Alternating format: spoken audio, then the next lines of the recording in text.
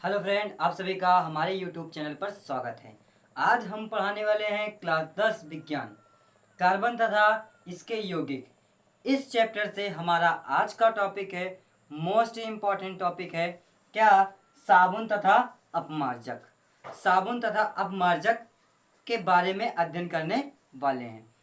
High school में केवल सिर्फ आपको साबुन के बारे में अध्ययन करना है, अपमार्जक के बारे में अध्ययन नहीं करना है। लेकिन यहाँ पे हम अपमार्जक के बारे में भी थोड़ा सा अध्ययन कर लेते हैं। इसका क्या सूत्र और नाम, बस इतना। और इन दोनों का अंतर, साबुन में क्या अंतर होता है और अपमार्जक में अंतर क्या होता है, बहुत ही आसान है। साबुन जो है ये प्राचीन काल से, पुराने समय से साबुन का प्रयोग करते चले आ रहे हैं। क्या है, साबुन का प्रयोग स्वच्छीकरण के लिए, साबुन का प्रयोग स्वच्छीकरण के रूप में पुराने समय से होता चला आ रहा है। और ये साबुन पुराने समय में किससे बनता था ये जान लेते हैं। पुराने समय में साबुन कितने वर्ष पहले साबुन का उपयोग करते थे? 2000 वर्ष, लगभग लगभग 2000 वर्ष, 2000 वर्ष पूर्व इसका उपयोग करते थे। किसका? साबुन का, साबुन का उपयोग करते थे। और ये साबुन किससे मिला करके पुराने समय में प्रयोग करते थे वो भी आपके सामने हम बताते हैं। तो ये 2 वर्ष पूर्व, लगभग 2 वर्ष पूर्व साबुन का उपयोग करते थे। किसके लिए? स्वच्छीकरण के लिए। स्वच्छीकरण के लिए यानी कि जब कहीं कोई बाहर से आता था, धूल मिट्टी कीचड़ से होकर के आता था, तो क्या करते थे? साबुन का उपयोग करते थे। कब? लगभग 2000 वर्ष पूर्व स्वच्छीकरण के रूप में साबुन का उपयोग करते थे। अब कहाँ के लोग इसको इस बारे में जानकारी थी? कहाँ के लोगों को साबुन के बारे में जानकारी थी? ये जानकारी था रोमवासियों को। किसे? रोमवासियों को इसके बारे में जानकारी थी। किसे? लगभग 2 वर्ष पूर्व साबुन का स्वच्छीकरण के रूप में प्रयोग करते थे। और इसके बारे में, इस साबुन के बारे में जानकारी किसको थी? रोमवासियों को। रोमवासियों को इसके बारे में जानकारी थी। और इन्होंने किससे बनाते थे साबुन को? बकरी की चर्बी का। किसका? बकरी के चर्बी का प्रयोग करते। किसके? बकरी के चर्बी का प्रयोग करते थे। और क्या? करंजी की लकड़ी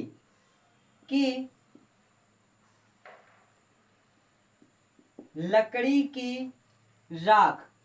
किसका? राख का प्रयोग करते थे। बकरी के चर्बी का प्रयोग करते थे। और करंजी के लकड़ी की राख का प्रयोग करके साबुन बनाते थे। क्या बनाते थे भैया? साबुन बनाते थे। क्या? साबुन बनाते थे। और इसका उपयोग कौन करते थे? रोमवासियों वाले ने। रोमवासियों में रहने वाले मनुष्य लोग साबुन का उपयोग करते थे। कब? लगभग 2 वर्ष पूर्व स्वच्छीकरण के लिए करते थे। लेकिन अब क्या हुआ? अब जो हुआ इसमें से क्या हुआ? ये साबुनों में सुधार किया गया। इन जो साबुन का प्रयोग करते थे, इन साबुनों का क्या किया गया? सुधार किया गया। और उससे बेहतर, अधिक अच्छा साबुन, सुधार हुआ, अच्छे साबुन का प्रयोग किया गया। लेकिन आज भी किसका प्रयोग करते हैं? चर्बी का प्रयोग करते हैं। चर्बी का, किसी भी जानवर के चर्बी का प्रयोग करते हैं। ये जरूरी नहीं है कि बकरी के चर्बी का ही, कोई भी जानवर हो, किसी भी जानवर के चर्बी का प्रयोग करते हैं। तो चलते हैं, अब हम जानते हैं साबुन किससे किससे मिलकर के बनता है। जानेंगे साबुन और अपमार्जक, इन दोनों साबुन किससे मिलकर के बनते हैं। जो साबुन है वो किससे मिलकर बनता है? प्रबल, सॉरी यहां पे दुर्बल होगा, दुर्बल अम्ल होगा दुर्बल अम्ल का प्रयोग करेंगे और प्रबल प्रबल क्षार का प्रयोग करेंगे। जब दुर्बल अम्ल और प्रबल क्षार आपस में क्रिया करते हैं तो यहां बनता है साबुन। कौन सा? लवण लवण क्षार बनाएगा। क्या बनाएगा? लवणीय क्षार। यानी कि साबुन ही बनेगा। क्या बनेगा यहाँ भैया?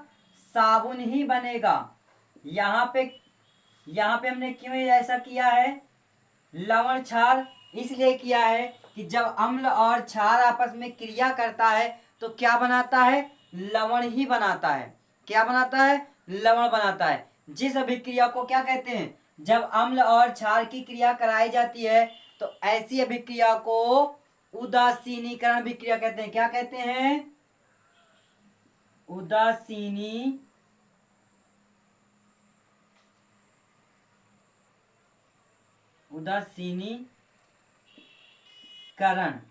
उदासीनीकरण अभिक्रिया कहते हैं।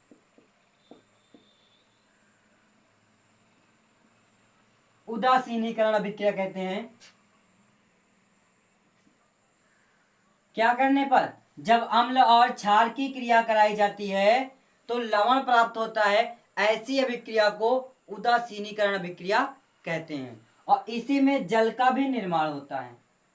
क्या बचता है? जल भी बनता है। ठीक, समझ में आ गया? लेकिन यहाँ पे क्या हुआ?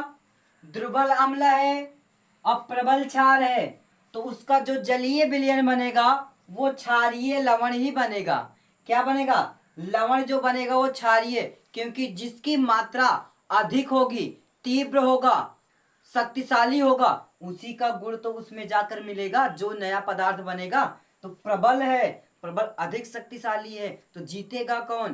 प्रबल ही। तो इसी का गुण इसमें मिल रहा है, इसलिए लवण क्या होगा? क्षारीय होगा। अब आते हैं क्या अगले पर। अगले में क्या होता है? प्रबल अम्ल होगा और यहां जो होगा द्रुबल क्षार होगा। तो जलीय विलयन कैसा बनेगा? उदासीन अम्ल बन जाएगा। क्या बन जाएगा? उदासीन अम्ल। उदासीन अम्ल बन जाएगा। उदासीन अम्ल बना। क्यों उदासीन लगा? क्योंकि यहाँ पे अम्ल और क्षार की जब क्रिया होती है तो उदासीनीकरण अभिक्रिया भी कहते हैं। चाहे उदासीन कह दो और चाहे तो कह दो क्या? लवण। दोनों का मतलब एक ही है। दोनों का अर्थ क्या होगा? एक होगा। लवण कैसा होगा? अम्लीय विलयन होगा। कैसा होगा यहाँ पे? अम्लीय विलयन। यहाँ कैसा होगा? क्षारीय विलयन होगा। समझ में आ गया होगा भैया कि अम्लीय विलयन और क्षारीय विलयन कैसे होगा। जब प्रबल अम्ल की क्रिया दुर्बल क्षार से कराई जाती है तो लवण जो बनेगा वो अम्लीय बनेगा। क्यों? क्योंकि प्रबल अम्ल है, ये अधिक पावरफुल है, ये दुर्बल है, कमजोर है। ये कैसा है? अधिक शक्तिशाली है। तो जो ज्यादा शक्तिशाली होगा उसी का गुण उस तरफ मिलेगा। इधर क्षार का प्रबल शक्तिशाली था तो क्षारीय विलयन मिला, लवण का क्षारीय विलयन मिला। यहाँ अम्ल है प्रबल तो लवण जलीय, अवण का जलीय विलयन कैसा है? अम्लीय होगा, जिसे आप उदासीनीकरण अभिक्रिया भी कहते हैं। तो इसमें से कौन सा साबुन है और कौन सा अपमार्जक है? साबुन जो होगा जिसमें क्षार की मात्रा होगी, जिसमें क्षार की मात्रा है वह क्या है? साबुन है। और जो अम्लीय मात्रा है वो कौन सा होगा? अपमार्जक है।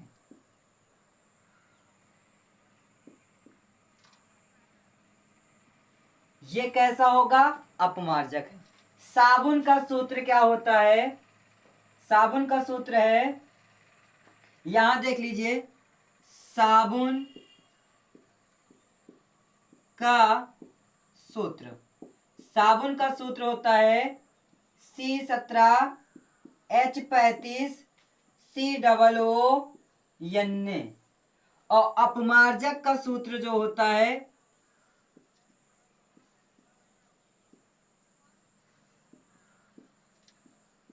अपमार्जक का सूत्र जो होता है C12H25 यसो फोर यन्ने, ये होता है। इसका नाम क्या है?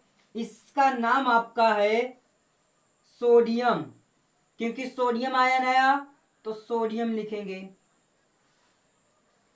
इसके लिए लिखेंगे क्या? लॉरिल। क्या लिखेंगे? रॉलिल। रॉरिल। इसका सल्फेट,